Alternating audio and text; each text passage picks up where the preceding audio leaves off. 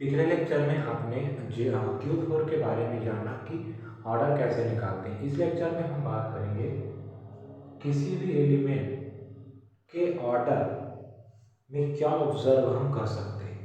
मतलब किसी भी ग्रुप का जो ऑर्डर है वो कैसा दिखता है, उसके आगे क्या है, ऑर्डर के आगे क्या है। इस एग्जाम्पल से मैं जो बोलने वाला हूँ उसको समझाता हूँ, ध्यान से देखिए। आपको पता है कि Z5 ये होता है और इसमें ऑपरेशन कौन सा लगाते हैं, +5 का मॉड्यूलेशन मॉड्यूलो 5 का। ये एग्जाम्पल है ग्रुप का। तो इसका जो कंपोजिशन टेबल है या संयोजन तालिका वो ऐसा बनेगा 0 1 2 3 4 0 1 2 3 and 4 0 + 0 0 0 + 1 1 0 + 2 2 0 + 3 3 0 + 4 4 1 + 0 1 2 3 4 1 + 4 5, लेकिन उसको 5 से डिवाइड करना है तो शेष पर को लिखना रहता है 0। यहाँ आएगा 2 3 4, यहाँ 2 और 3 5, 5 को 5 से डिवाइड करेंगे तो शेष पर 0। 2 और 4 6, 6 को 5 से डिवाइड करेंगे तो शेष पर 1। 3 और 0 3, 3 और 1 4, 3 और 2 5 से हो जाएगा 0, 3 3 9 हो जाएगा ये 3 और 3 6 मतलब 1, 3 4 में 7 मतलब क्या आ जाएगा 2। उसी प्रकार ये हो जाएगा 4 0 1 2 और 3।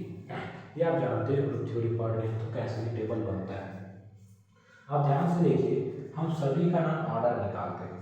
देखिए उससे पहले व्युत्क्रम के बारे में बात करें अपन, इसके बारे में व्युत्क्रम के बारे में।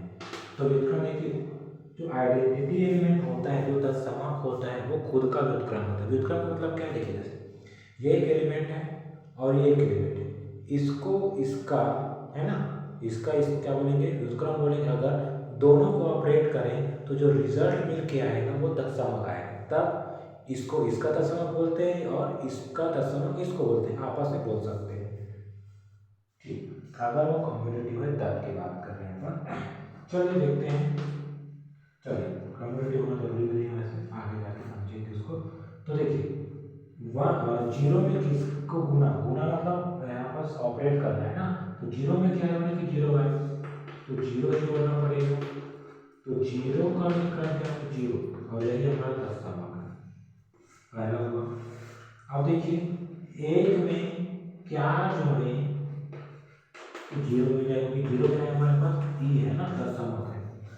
1 में क्या जोड़े, तो आप बोलेंगे नहीं, एडिशन मॉड्यूलो 5 के अंदर जोड़ रहे हैं तो आपको जोड़ना पड़ेगा 4। कितना, 4, क्योंकि 4 और 1 5, और 5 को 5 से भाग देंगे तो शेष पर कितना आएगा 0। मतलब 1 का जो इनवर्स है वो कितना आया, 4 आएगा। उसी प्रकार अब आगे देखिए 2 का इनवर्स क्या आएगा, 3। क्यों, क्योंकि 2 को 3 के साथ जोड़ेंगे तो उससे आंसर क्या आएगा 0। 5 आएगा, उसको 5 से भाग देंगे तो शेष पर लिखना रहता है तो शेष पर 0 आएगा। उसी प्रकार 3 का व्युत्क्रम हो जाएगा 2, 4 का व्युत्क्रम हो जाएगा 1। तो इस प्रकार से बाकी जो है निकाल सकते हैं। तो क्या समझ आया कि 0 का व्युत्क्रम 0, 1 का व्युत्क्रम 4, 2 का व्युत्क्रम 3, 3 का व्युत्क्रम 2, 4 का व्युत्क्रम 3 का है। तो सबका व्युत्क्रम मिल गया, यहाँ तक ठीक है। अब ऑर्डर निकालते हैं। क्या निकालते हैं, ऑर्डर सभी का। तो देखिए ध्यान से 0 का ऑर्डर कितना है, 0, क्योंकि तत्समक ऑर्डर तो 0 रहता है, मतलब ऑर्डर ऑफ 0 इज 1 आएगा, 0 बोले तो 1। ऑर्डर ऑफ 1, 1 का व्युत्क्रम ऑर्डर क्या आएगा, देखिए 1 को तब तक जोड़ते जाओ जब तक तत्समक न मिल जाए।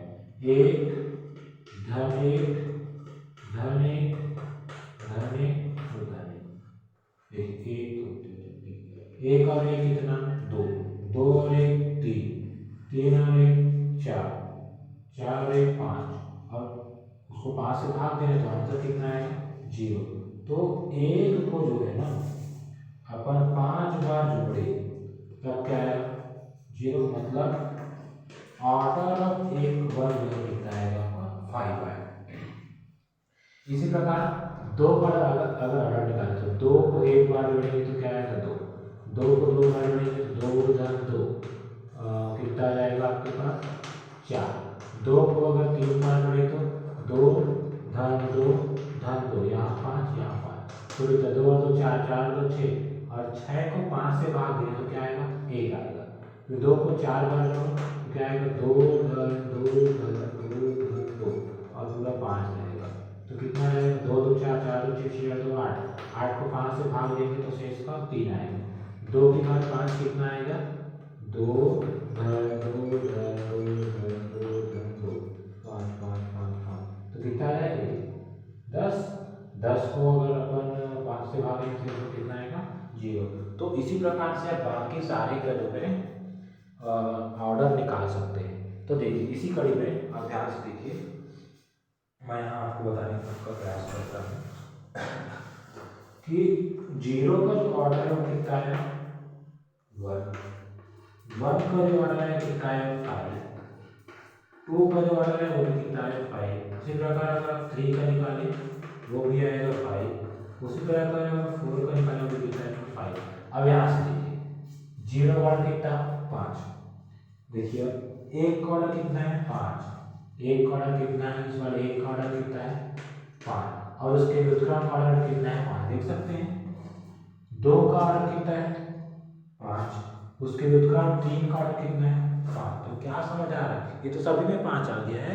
क्या होता है अगर आप किसी अवयव का ऑर्डर निकाल चुके हैं तो आपको उसके व्युत्क्रम का ऑर्डर निकालने की जरूरत नहीं है। मतलब order of element is equal to order of inverse of that element, मतलब अवयव की कोटि उस अवयव के व्युत्क्रम की कोटि के बराबर होता है। तो आई होप आपको इस एग्जांपल से समझ आया होगा कि कोटि कैसे निकालते हैं, व्युत्क्रम की कोटि और अवयव की कोटि में संबंध क्या होता है। मिलते हैं नेक्स्ट वीडियो में, तब तक के लिए जय हिंद।